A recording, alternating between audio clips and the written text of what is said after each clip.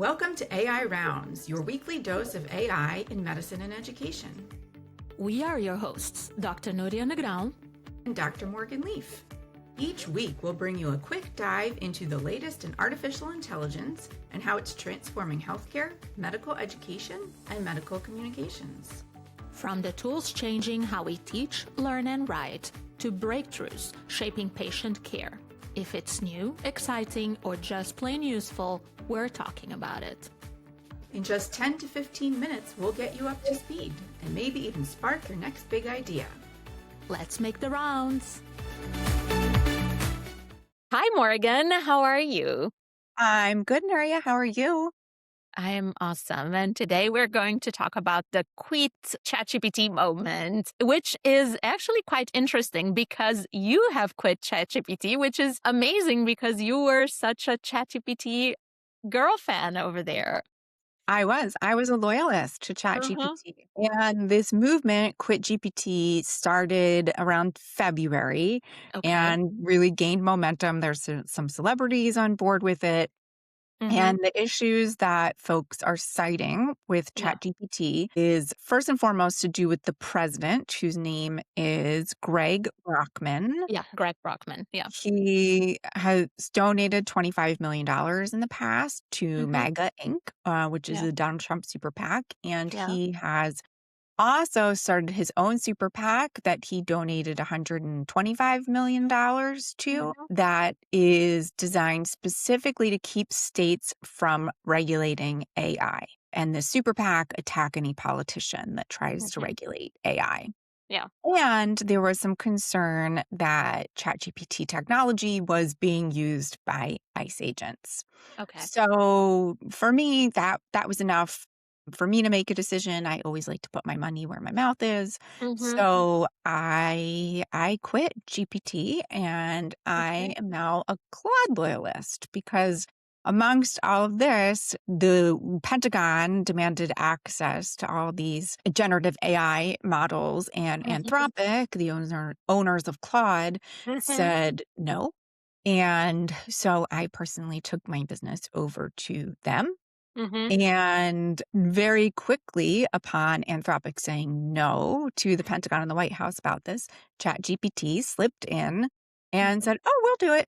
So that took place. If I recall correctly, it was like over a weekend. It was really sly. And here we are. And in the interest of fair reporting, I have seen statements from Sam Altman, the owner of ChatGPT, since then saying that their technology will not be used to surveil citizens. I believe he said it won't be used by ICE agents and things like that. But for me, that's not enough, of course, to change my mind because I try not to spend my dollars when I know about it at any company that supports MAGA. So that's my stance at the moment. But not even, I think it's interesting to talk about this, not even as an individual person and what you decide to do, but just the broader discussion here about the ethics of these big companies, I think is really interesting. And this is a definite example of things that they can be involved in that have really serious consequences. Yeah. Yeah, I think it's very interesting. I agree with you. Just so Anthropic had and still has, from what I understand, a contract with the Pentagon. But what was in their contract is that their technology couldn't be used to spy on Americans, so to surveil American citizens. Which, as a non-American citizen, I find concerning. So, fair point. And could not be used in machines of war to make automated decisions. So to make decisions without humans in the loop. So those were the red lines by Anthropic, and those were the red lines that the government wanted, the Pentagon wanted to get beyond. And then, as we know, the Pentagon told Anthropic, you need to do this. This was I think was months of negotiations between the Pentagon and Anthropic. And then finally, Anthropic said no, and then they made a deal with OpenAI. But since then, Sam Altman, who is he's not the CEO. I don't know what he is. He's like the big boss at OpenAI. Founder, I guess. The founder. Yeah, I don't know what his title now is, but he did an Ask Me Anything on Twitter, on X. And one thing that he insisted was kind of what you're saying, is that no, like that these two red lines that Anthropic had, that those two red lines are still in OpenAI's contract with the Pentagon. So it's like this complicated thing. And it's funny because Sam Altman's family is a political family from, I think they are from St. Louis. Okay. And they are like a democratic family. Like they are like Yeah. a Yeah. famous political family, and I think they are all Democrats. So it's interesting that with this second Trump administration, all of these companies had to like kind of like decide what to do, and they decided to play Trump's game. And these are decisions, these are risks, right? That all of them, they all felt that not playing nice with Trump had a risk. And now they are feeling the consequences of playing. I think both sides have risks and consequences, right? And some Absolutely. companies are definitely paying the toll more than others, but whatever, they're all very rich people. In my end is like, these people are billionaires. They're all okay. They're going to be fine. So they make maybe less $1 billion. It's fine. Yeah, exactly. Yeah. There, we couldn't have Yeah. billionaires anyway. And you're right. Things I've heard from Sam Altman before, when I've heard him speak or what have you, and I don't keep up with it as much as you do, he doesn't come off like a very problematic individual. It does seem like the president of the company is more problematic than him. But of course, like, you're responsible for everybody at the company, right? Yeah. So Yeah, and I think that this brings about like, who should we want? Like, who should regulate AI? women. Okay. Yeah.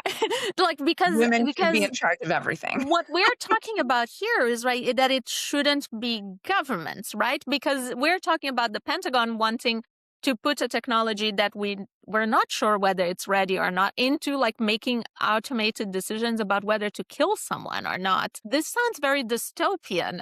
So then if we can't trust the governments, we also cannot trust them, the makers of the product. Like, should there be like an international consensus? Women sounds like a good idea, but like it does bring up these questions about like, how do we regulate this technology that like has the power to kill us all at the end of the day, right? Because like, what is the difference between an automated decision to shoot a gun and when do we go to an automated decision to trigger a nuclear bomb? That's right.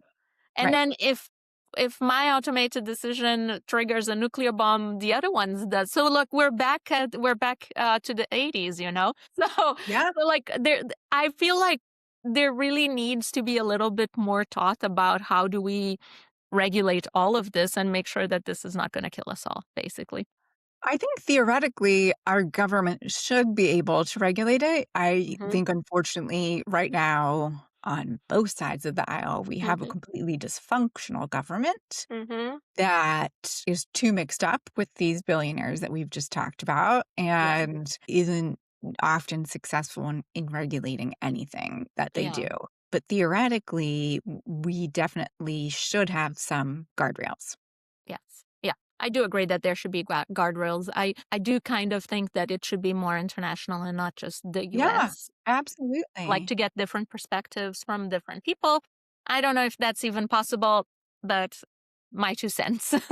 Yeah, for sure. I totally agree. And this is another issue. I feel like we say this in so many episodes, but we're going to have to follow it over time, right? And like, hey, anybody watching this, if you know more information about this that we haven't discussed, please share it with me. I personally feel like it's a moving target and it could almost be a full-time job to keep up with where money goes from different big companies. So I always appreciate when people have new information about this or they want to share something that I haven't seen, because the only way that we can change ourselves and effect change is to have all of the facts. So anything that folks want to share, I would appreciate it.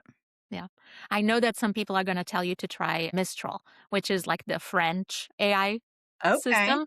Because because in Europe you have this big like quit all American AIs. So Mistral is getting a lot of, and then people also don't trust Chinese AIs, and the Chinese are going to say, why don't you trust us? I mean, come on. Come on. Anyways, I'm not known to surveil anyone. so maybe Mistral is the new. I mean, that sounds really classy. I do Uh-huh. wanna always say that I do something French, so I'm Exactly. in. Yeah. Oh, I use French Uh-huh. AI, Yeah, of course. of Don't course I you? use French AI. All right, Morgan. Thank you Alright. for sharing your reasons to quit ChatGPT. Okay. Thank you. Have a good day. You too. Bye. Bye.